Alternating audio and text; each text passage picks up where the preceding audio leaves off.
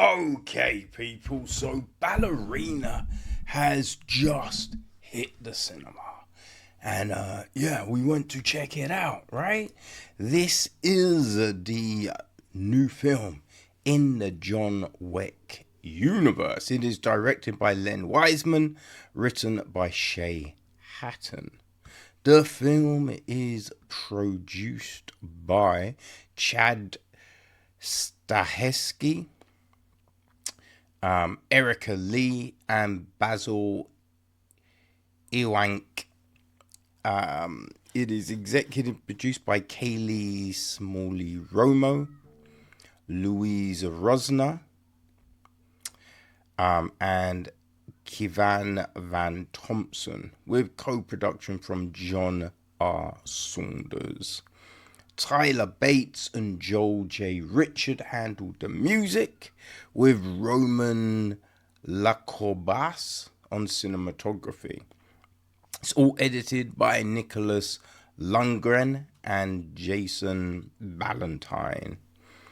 Olivia Scott Webb was down with the casting. Production design is Philip Ivey. Art direction we have Zofia Telek, Nebjaza Tabeki, Marie Standova, Helen Strevens, and Bence Kalmar. Set decoration is Letzivia Stanutki and Sophie Offmanova. Tina Calavas is costume design. Hair, makeup, and everything. We have Jan Tolg, Laura Tegili, Markita Turkanova, Stasbolks Stusk, Renee Sejkal, Tina Rosla Kerwin, Matilda Petova, Sazoto Petra, Molly Peters, Laura Papp, Ivana Nemkova, Jamie Lee McIntosh, Bernadette Magia, Orsolakis, Stephen Kelly, Graham Johnson, and Fenton Julie Dokolova, Zuzana Dez, and Antoinette Adratoye. Our cast. Right, so we have got Ana de Armas as Eve. A young version of Eve is played by Victoria Coronte. We have got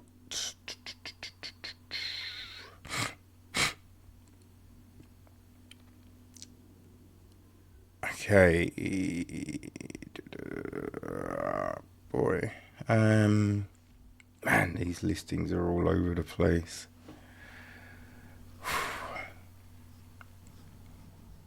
Okay, I'm trying to locate.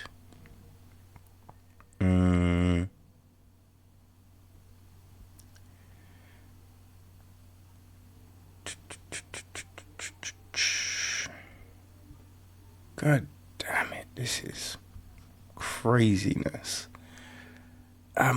Okay, I think Eve's dad is played by Robert Massa, but I might be wrong. Alright, or it might be, I don't know. Alright, so we also have got our John Wick characters. So Keanu Reeves is John Wick, Ian McShane is Winston. We've got the very last appearance of Lance Reddick as Sharon. This is the last thing he did. Then we've got the director, played by Angelica Houston.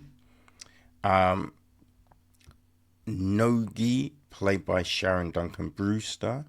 There's Javier, played by David Castaneda. Katla Park, played by Soo-young Choi. Jong Do-hong, played by Il Song. Okay, who else do we have? Daniel Pine, played by Norman Rebus. His daughter Ella, played by Ava Joyce McCarthy. There's Tatiana, played by Juliet Doherty. The Chancellor, played by Gabriel Byrne. Who else? Lena, played by Catalina Sandinino Moreno.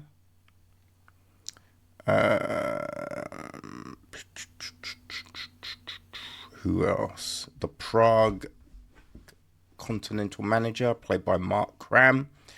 The Prague Concierge, played by Anne Paralude. There's Petra, played by Raila Fukushimi. Frank, the Armorer, played by Abraham Popola. The Eye, played by Waris Ahawali. Secret Eye Assassin, played by Daniel Bernhardt. That's most of, probably our main group, right? The gist of the film, it is taking place between John Wick, Chapter 3, Parabellum, and Chapter 4. Eve Macarro, a ballerina-assassin, begins to train in the assassin trade of the Ruska Roma and sets out to exact revenge for her father's death. So that's how we open up, right? We've got this big fight scene, and it's Eve's dad. He's beating up all these people, and you're wondering what's happening. And then he, turns to his daughter, and he's obviously, she has some understanding, right? Because he's like, remember what we've trained and do this. And blah, blah, blah. So we see all of this stuff go down. And, a guy comes in, lays down this whole big thing. It doesn't all go to plan, right? They escape, but it's always got to be a little tragedy, people. Always got to be a little tragedy. So we then see Eve in, I'm not quite sure where she is. It's some public building, either a police station or something. It's not quite clear, but she's got blood on her face, and you kind of feel, surely someone's going to wipe the blood off a little girl's face, man, But there we, she bumps into a certain person who takes her to the Ruska Roma. And that's when she enters this new life, right? We then jump forward in time. I think it's 12 years later, something like that. And she's training to be... Well, it's hard to know how... Obviously, you're thinking she must have been training for these 12 years. And even before she got to the Ruska Roma, she can dance, right? But she keeps on fluffing this move, which doesn't necessarily make any sense. Like, there's little things in this. Because, don't get me wrong, it is enjoyable as a film, right? It's an enjoyable film. There's a lot of action and all of this stuff and some real nice scenes, But there are these little things that crop up that you're like, that don't make any sense, right? Like the blood on her face as a little kid. Like when we jump forward in time and she keeps on fluffing this move, and you're just like, okay, don't get me wrong, I'm sure it's a difficult move, but if she was training before she got there in her previous life, let's just say, and then we jump forward 12 years, so obviously she's been training for those 12 years, why this move is causing her so much, you know what I mean? Also, she's got tattoos on her back, and obviously, like, these aren't your normal ballerinas, but you kind of feel that they probably wouldn't want tattoos in visible spots, because if you're performing these big productions to the all manner of people, right? The oi polloi and all of that. Maybe you don't want big tattoos and shit, right? But we later on see her get more tattoos, so there is a significance to them. It could have been a thing to, because, you know, she's young, she's new to all of this, so I think there could have been a point of the explanation of why, right? Why do these tattoos? And why invisible places? You know, as I said, because if they're masquerading as just ballerinas, the tattoos kind of spoil that effect, you know? But we see this. And while she's, you know, at the school, at the Ruska Roma, we do have that scene in John Wick 3 where he goes to the Ruska. You know what I mean? So they do fit that into it. It makes sense. So we have all of that kind of stuff to really flesh it into this world. And that's cool. That's cool. Right? So, yeah, we see her do these things, have to do these tests, really embed in this world. It does make sense, right? It does make sense to a degree. Now, there are things that don't, right? Like, there's a part later in the film, probably 3/4 in, this revelation kind of thing. And you're just like, okay, I don't know if you can buy that, because firstly, in all that we saw at the beginning, there should have been a bit of, you know, there should have been something at the very start, because if you are, you know, escaping, you're running, you're going to be conscious of everything left behind. So I feel there was something at the beginning. There's something when she goes to Ruska Roma. Like, there's these moments where surely a certain bit of information would have come out.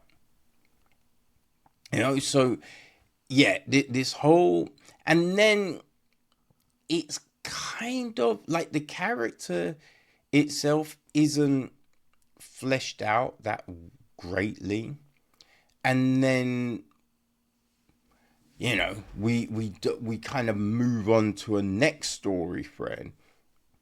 So it's something that's kind of in the wind a bit, that's odd. Like, even the Ella part does feel like it's a bit out of nowhere. Right? That whole bit with her dad, you know, and you're like, wait, what? Because in most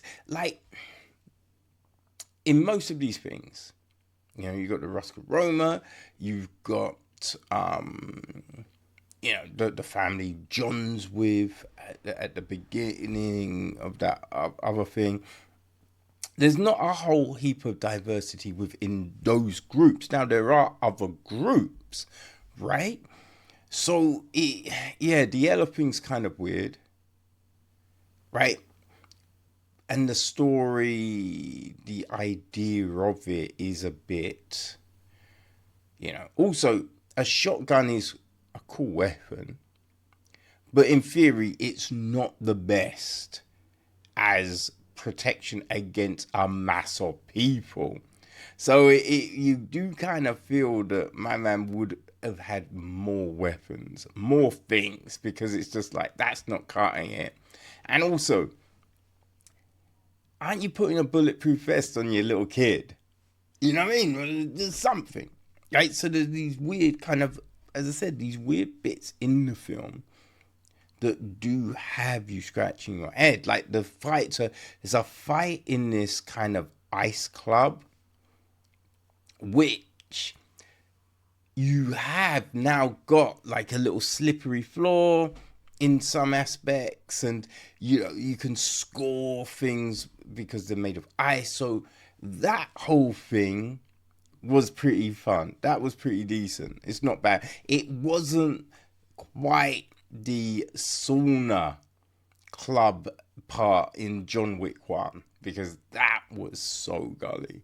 You know what I mean? It wasn't that. It wasn't a library. It wasn't a horseback. But it was still decent. It was still okay. And we got a few different fight scenes, right, that were good. In the chalet, on the roofs, on the, all of these kind of things, that they worked. And Ana de Armas is believable as an assassin, right? I think you do buy the character. Now, I think there are times when you feel they probably should have left damage on her, right? Between this scene and that scene. Because in John Wick, we basically see him beat up, and he stays beaten and bruised throughout the film, right? Into the next film, right? He carries all of those. In this film, we don't necessarily get that consistency. We don't really get that. There is also the aging thing of Angelica Houston, because when we see her at the very beginning, I don't know, and it might just be my shitty eyes, right? But I don't think she looks a whole lot different to when we see her later on in the film, even though time has passed. Time has passed. So there is that. There is that. But yeah, I mean, the film is left in a place where there could be more. There could be more. It would, I feel it would have been good to get more background on the people that killed Eve's dad, right? That whole thing, right? To really build this up, to really build this lore, this thread. So yeah, it's not perfect. It is way better than the Continental. So as a spin-off, as a new brand builder, Ballerina, aka from the world of John Wick, Ballerina, that's a mouthful, isn't it? It's like, boy. Yeah. It's it does lay a foundation. It does lay a decent foundation. It is better than the 2023 film Ballerina, because it was funny when this first got announced that they're doing this spin-off, then you did see a couple of other films get like done called Ballerina, and yeah, not great. So this is the better of the Ballerina films. Yeah, so it's the weakest of the John Wick films, but the John Wick films have all been fun. They've all been fun. They've all held your imagination, I do think. So being the weakest of those films, it's not a death nail, right? That's not saying this is terrible by any means, but it's just, yeah, if we could have just ironed out a few little bits, I think it would have been a tighter, better film. I am curious to know what got reshot, right? What was the things that weren't working and that kind of thing. I know they're not going to do it, but it would be interesting if they had some of that footage and they put it on the Blu-ray, UHD, whatever, as a bonus feature. That would be interesting. But I don't know if we're going to get that. But yeah, if you enjoy the John Wick films, if you enjoy action films like Boy Kill World, Kate, The Protege, all those kind of things, I think that Ballerina will hold up to you because, it is well shot. Like the scene where she is walking into the club, right? This ice club through the tunnel, and you got all the people like dancing around her. It's just scenes like that are great, So yeah, it's well shot. It's well put together. We get some good performances. We get some underutilized performances, which is a shame, But for all the dips and the inconsistencies, it does hold up. It's not bad. So yeah, if you enjoy an action flick, if you enjoy the world of John Wick, then Ballerina could well be for you.